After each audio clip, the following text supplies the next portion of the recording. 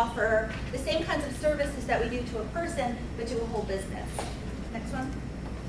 Digital strategy, meeting people where they are, technologically speaking, making sure that we have all the different technology platforms that we need to make this happen, investing in that because we have some archaic kinds of technology that were existing, and we know that if we want to reach people, we've got to be more cutting edge with our technology, so we really invested more in our digital strategy.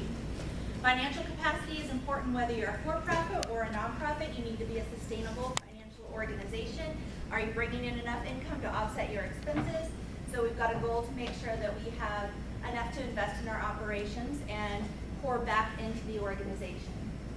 And then people development, and this is really where I am over, making sure that we're recruiting and training and bringing in an amazing staff to do the work that we know is needed to help our alumni personally, professionally, and intellectually. This is kind of hard to see depending on where you're sitting, but these are kind of another picture. We try to show things in two different ways, one linearly and the other one pictorially, so that you can kind of see how all of this is connected. If we don't have all of these pieces working and connecting, then we're not going to reach our objective and we're not going to be able to be as successful at reaching our alumni. So these are just some of the things that I explained, but more in a strategy aspect. So I won't go into a whole lot of that, but these are some of the major ways that we connect with our alumni after they leave Purdue. And that's about it. Do you have any questions about kind of that broad overview of our strategic plan? No? Okay. All right. I'll turn it over to you. All right. Okay, so we went over a little bit of this last week, but just for reference, we're not going to go into a lot of detail. I sent it to Dr. Dale today, and she uploaded it to Blackboard. So similar how you have a syllabus for this class, what she just uploaded is basically a program outline or a syllabus for the partnership here. So we're going to go over a little bit of things right now. Some important dates. We're in the midst of training right now. We'll train some today. You'll train on Friday and actually practice selling. And then we'll train some more next Tuesday. That's when we'll actually show you all the tech side of things in terms of how you're going to be processing a membership online. And then we start selling September 4th. You'll sign up for your hours on Friday, and then everything starts next Wednesday. And then Dr. Dale, I put this in there, but correct me if I'm wrong. November 26th, which is basically before Thanksgiving, is when you have to have your hours completed. That's okay? Right. You guys have 20 hours. If you want to do more, so I've got it loaded 5 hours by the end of September, 5 hours by the end of October, 10 hours added together. 5 plus 10 in November. You can get 20 hours done, and you want to front load your experiences, you can do that as long as you're not eliminating opportunities from others and getting their time in. You just got to get 20 hours by Thanksgiving. And she brought up an important point. So while you have to have your 20 hours before Thanksgiving, there are some other opportunities going past the Thanksgiving holiday if you'd like to continue to sell. We also have some personal incentives built in that we'll go over in a second. But the last opportunity to sell for us for this semester would be December 15th, which is commencement weekend. Okay? There are a couple expectations to be aware of. One, we have the list of your all's names and shirt sizes. And so if any of that has changed, please let us know. In this program outline online, you'll see our emails in there, but you all will be getting a name tag and a polo to wear. So basically like a work uniform, every time you're selling for us, have those on. Helps you, dress and look the part. Let's see, you're going to be having a lot of access to personally identifiable information, credit card information. So just making sure to be responsible with that. I think there might be some forms that we have people sign. We have to get back to you on that. But yeah, just make sure to respect your access to that. As Jillian said about engagement, we will have a form that you'll fill out that will help us track monthly engagement numbers that our board and our leadership like to see. I'll send that out, and that'll just be a survey link that you fill out after each of your sales opportunities. Again, that just helps us track what kind of engagement we've had for that month. Let's see, in terms of your events, just making sure that you arrive a little bit early to any sales event you're supposed to be at, just to make sure you understand the lay of the land and you can help set anything up. And then throughout the semester, feedback to myself or Angelique if you have an issue with a customer, or if you have a good idea that you think we should utilize, or just any sort of general feedback you have, please let us know, because it's how we grow and improve as an organization. So, as I mentioned in the first class, there will be 2 teams. There's a black team, which is Jimmy, and his team will focus on PACE, and which is Purdue Alumni Student Experience, and their parents, and opportunities to upsell and renew as students are graduating. And then there is the gold team, which is my team, which will be working with on-site at events for with recent and alumni, as well as others they may potentially be interested. And so there's a variety of activities for both teams around campus, as well as geographically local. That kind of brings us to scheduling. So opportunities to gain your hours can take place during the normal 8 to 5 workday, and or evenings and weekends. Now that's completely based on what your schedule looks like and what you feel comfortable taking on. Once the schedules go out, which will start in our next session, or at the end of our next session this week, you'll get an opportunity to sign up one for your team, as well as start to lay out the hours that you are interested.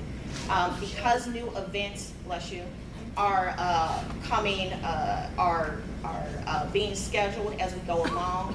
For the first month, we'll release this, September, and potentially the first couple of weeks of October, so you can schedule in advance, get it down in your day planners, your phones, etc., so that you'll have those available. And then we'll continue to release them on a monthly cadence, so that you can sign up and get your slots, so that you can accomplish the 20 hours that you need. So just to be clear, you're going to be able to, through something like sign up for. How long is an average event? An average event is about 2 hours, so 2 hours. not labor intensive at all. I'm not asking you for a week, I'm not asking for a day, we're asking for 2 hours, okay? Number one. Number two, sign up, you show up, you put up, right? It's a fundamental business practice. You sign up, you show up, and you do what you're asked to do. This is how you succeed in business. Does that make sense? So if you're not, if you have chicken talk, we don't want you to come. No. But we want you to tell somebody, I can't be there because I have chicken pox. So we will make sure you understand who you should report to. If you have a serious, legitimate business excuse for not showing up, you have to complete your hours. Even if you can't come to this because you have chicken pox, in a week you'll be better. Okay? So it's not excuse for not doing your hours. Absolutely. Okay, so where that will happen on Friday, we're going to start that process, so you will be able to sign up, expect you to show up, and do what you're asked to do. Okay? I think it's very important, this is business behaviors that we all get exposed to. I'm not expecting any problems, but I do want to reinforce that it's important for the success of the project that you do adhere to those basic disciplines. Thank you. In the event that you sign up for a event that requires you to travel, the distance will only be as far away as about an hour, and we'll make sure that we get you paired with someone who will help you get there, etc. Purdue alumni staff will be present at every event, whether it's local or traveling. We'll make sure that there's always a reference individual that you can go to if there are auxiliary questions that come up, if there are concerns, if you are stuck with a particular sales question that you've never encountered before. All of the staff are pros at this and are accustomed to working a sales table in an event-based environment, which does add variables that you may not encounter or immediately on a phone call per se. And you will also have a 415 student there helping you. So in addition to the alumni staff, 415 alumni coaches will also be at every event. And each 415 student is a team leader. So once you sign up for your the hours that you'll be working within those individual months. You'll also know who your 415 team lead is as well. We will plan a month ahead of time, as I said. You get to sign up on August 30th, September 30th, and October 31st, and we're always going a month ahead. If in the event you need to switch hours, just coordinate with others in the program. We don't have a problem with that. We also just want to make sure that either your team lead or one of us know. If you are unable to attend because of chickenpox or mono or et cetera, please notify a staff liaison. So compensation, which I'm sure every good salesperson wants to know what they get out of it, and for the work they put in.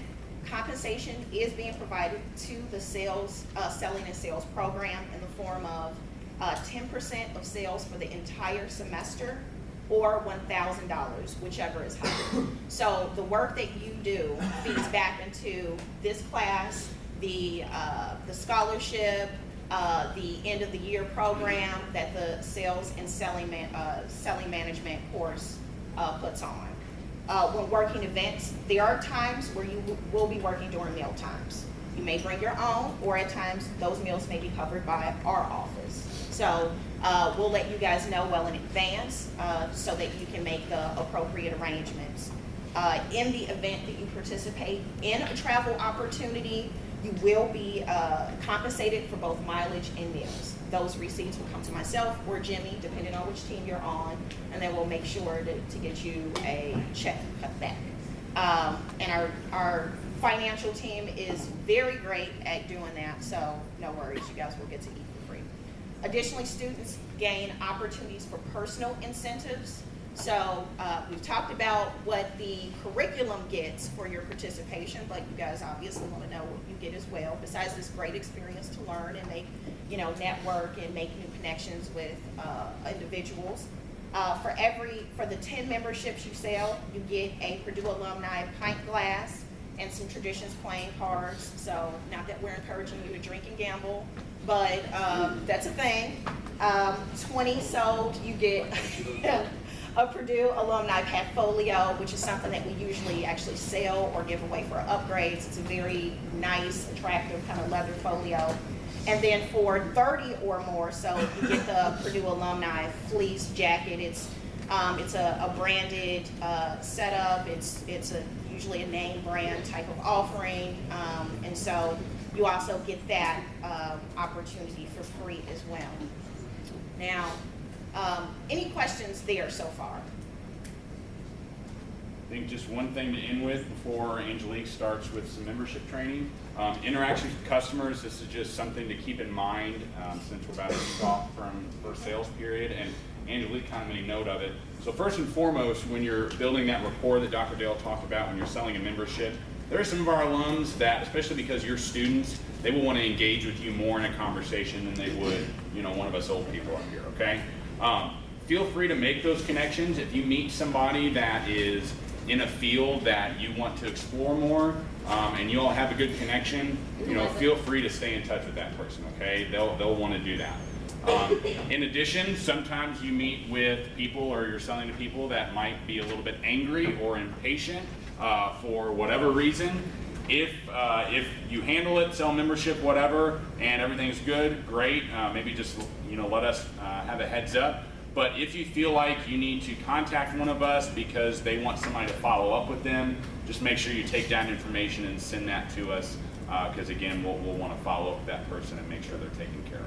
Or if one of our staff is on site and you've got a difficult person, just ask one of our staff to step in and help out. Just kind of give a brief of what's going on, let that person know that you've been talking to that's being hostile, say, just one moment, let me grab an alumni association employee and then brief us on it and we will handle it from there. So you guys don't have to do the overly difficult, sometimes obnoxious person who may come across. That is not our norm, but it has happened. So Angelique, we're going to start into some membership training right now. We don't have a lot of time left in the course, so just a couple things to note. She gave you all of those handouts. Make sure you study those before Friday. The websites that we're going to show you, you can go online and study those more. But on Friday, we're going to be having some people that will come in and you'll be practicing with them selling alumni memberships, selling student memberships. So they might be asking you some questions, expecting that you're an expert at that point. So we won't get done with everything here, but we'll start now and then just make sure you come prepared Friday. Yeah, and for the individuals who did not get the one sheet that does the tier by tier comparison, I'll make sure that post this class, I get the materials over to Dr. Dale so that she can post them in Blackboard for you, okay? All right, so I won't go intensive into these, but what I will do is provide you a high-level overview and a few talking points of what you can, what the features and benefits of each of the tiers is. It sounds like Dr. Dale has already started talking to you about features and benefits and identifying what is especially resonant with specific individuals that you're interacting with so that you can help sell only what's important to them and not being a huckster and just throwing everything out and seeing what sticks to the law. So there are 4 tiers to a Purdue Alumni Association membership offering. They each have keywords and phrases, just like intellectual, professional, and personal well-being, which you've heard is part of our goal, right? Well, our mission. But these will help guide your intentional conversations that you have with anyone who you come across. So our 4 basic tiers are basic, plus, professional, and career max. Each iteration from plus onward builds on what the previous tier provides. At basic, we call that our we call it our kind of our entry level. It's our how do we talk about the no frills gateway to the Alumni Association. So when someone says, well, you know, I don't have a lot of money, I'm not sure exactly how I plan on interacting with the Alumni Association, but I know I want to be a part of something. I know that I may occasionally want to attend alumni club events in my area, but I'm not ready to make a huge investment, and it's not a huge investment, $59 at the plus level, not huge. But there are people who are just graduating, there are people who've never interacted with us before, and so we say the basic is the no frills gateway to the Alumni Association. And what that means, what you get in the basic level is, again, those things that I just listed off. You get local discounts, so if you're in this area, you are able to get ones that are geographically local, so that's things like Subway, that's things like U-Haul, that's things like B-Dubs, all right, things that are important to everyone. You get things like discounts at Follett's on apparel. You get things like, again, opportunities for to attend club events with like the typical canoe club and etc. if you are an alumni. So this is purely for the alumni, not for pays, which Jimmy will talk about separately. So that gives you an opportunity, again, to save, to show your pride. When you look at those little cards, those 5 value props, the pillars, which I'm sure you guys have heard before in business classes, the pillars of our organization, which Jillian called out, our legacy, our connections, our professional development, our affinities and networking, and our savings. So they fall within the first 2, savings and connections. Once you move on to plus is really where we say it's our traditional membership offering. So a little bit of background. If you're coming in contact with an alum who has graduated 5 years ago and they previously had a membership, or maybe they even graduated 2 years ago, and they said, well, what is this what is a plus to me? Why is this valuable? Well, this is our traditional alumni membership, and in it, we build on what's been in the plus. You don't just get the local savings, you don't just get the local activities that are maybe a $5 buy-in for you to go to. You get now access to those club events, so you have special member, non-member pricing, which means if you've already paid for plus, then you're probably paying $0 for a club event now. That means you may, an example of here, for Tippecanoe, they have a big barbecue at the end of the summer, beginning of the semester. And so rather than